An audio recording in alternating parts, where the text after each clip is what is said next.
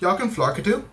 Mata. Hey guys, welcome back to my channel, Josiah here, and today, of course, we're talking about Sims, one of my favorite video game series ever. Now, I've been playing Sims for a long time, and if you haven't heard of it, then I don't know where you have been living. Like, it's one of the sickest games ever. But if you haven't, a general gist around what it is basically Sims stands for simulation. You play a game where you control people's lives, their ambitions, what skills they gain, their families, etc. It's a really fun game, really. You're just basically playing God. Now, I've been playing this game ever since the first Sims, and actually, funnily enough, guys, if you've been following the channel, you'll know that I recently built this PC at the end of last year. It's pretty nicely spec'd out, and it's got good graphics and stuff, and people were shocked when I said that the first game that I loaded up was Sims. But should they really have been? No, because like I said, it's a sick game. But yeah, I've been playing Sims for a long time. Ever since this first Sims came out, I was playing it on the PlayStation actually. Now recently there came a day where I just finished work, I was really tired and I just wanted to play some Sims, but I wanted to do something different that I had never done before. I'd done it and I ended up getting an outcome that I've never got before throughout my entire years of playing The Sims. Now, if you guys don't know, when you create your Sims, you can select at what age they start in your game. So this goes all the way from toddler at the beginning. You can make babies, but if you're creating a Sim, then it will start as a toddler, all the way up to an elder. Now, I usually start my Sims as young adult and adult, but I decided to create one adult who was an elder. So I created one elder and that was it. I didn't have any family, nothing like that. And I had in my head, I'm just gonna make this guy paint and he's gonna become a sick painter and hopefully get a lot of recognition for it. So that's literally what I did. I booted up the game. I had a set schedule for him because I was able to only focus on the one Sim, and I literally just made him paint and sell his paintings. I would make him paint over and over again. I did give him a girlfriend and that was cool. He had a little bit of love, but I never allowed her to move into the house. He ended up painting, he got a lot of recognition for that. He ended up being like a small time celebrity. And then I got a notification up in the corner and it just said, oh, your Sim's life is coming to an end soon. So I let him marry his girlfriend and he continued painting and then he died.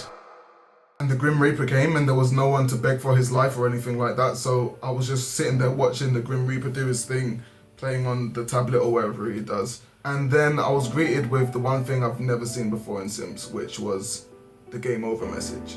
And that was it.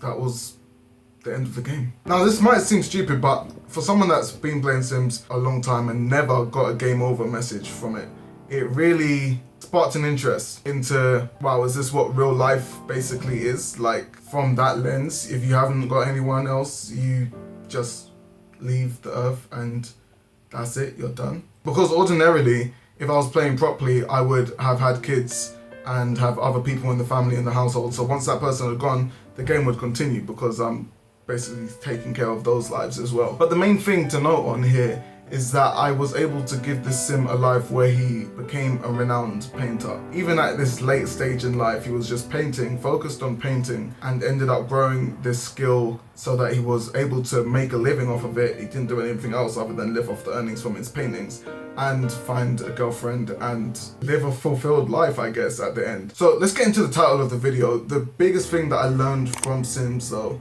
is that growing your skills is so important to all parts of life. Whether that be growing them so that you can have something else to talk about with people, growing them so that you're able to profit from them, growing from them so that you're able to feel more fulfilled in your own life. They're a big thing. Now this seems like a good moment where I would segue into the sponsor, which should be Skillshare, but it's not.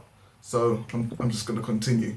See, that's the thing with Sims, and I think it has a parallel to life as well. A core component of Sims is growing your skills so that you're able to have more interactions, so that you're able to excel in careers, so that you're able to build meaningful relationships with people because you have things to talk about off of the back of building these skills. When you're playing, you never start off with a skill that's at a good degree already. Now you can give your Sims gifts and traits that allow them to build skills more easily. However, you can be a normal Sim without anything that would help a skill and get to a very good place in whichever skill that you want to build.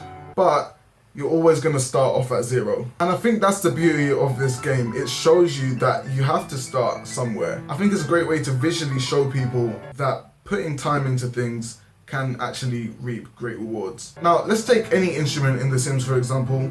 in this case the guitar. When you first get your sim to pick up the guitar and start playing, it sounds absolutely awful. It sounds terrible. No one wants to hear it. Even they might start singing along and it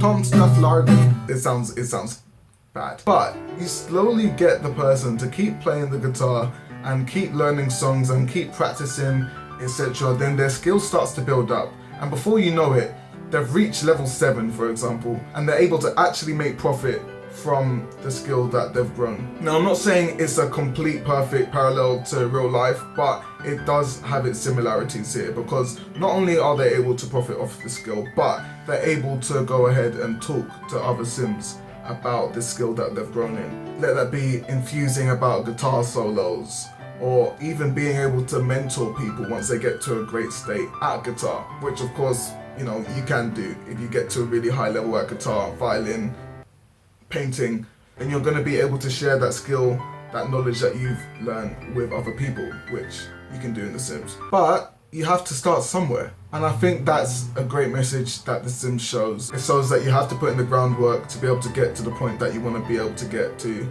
And in doing so, you're going to reap a lot of benefits along the way. Doesn't matter what industry or practice or field that you're choosing, growing in there enables you to experience a lot more. Now, was this painfully obvious? Maybe, but I hope you gained something from this. If not, it was just an excuse for me to be able to talk about a game that I love. If you enjoyed this video, guys, make sure to leave a like, and if you want to see more content from me, then subscribe for more future content. It's coming soon. Also, leave a comment below on what your favourite Sims is, if you haven't played Sims, or if you've got any cool Sims memories that, you know, we can share and laugh about in the comments below. But other than that, guys, take care, and I'll speak to you soon. Så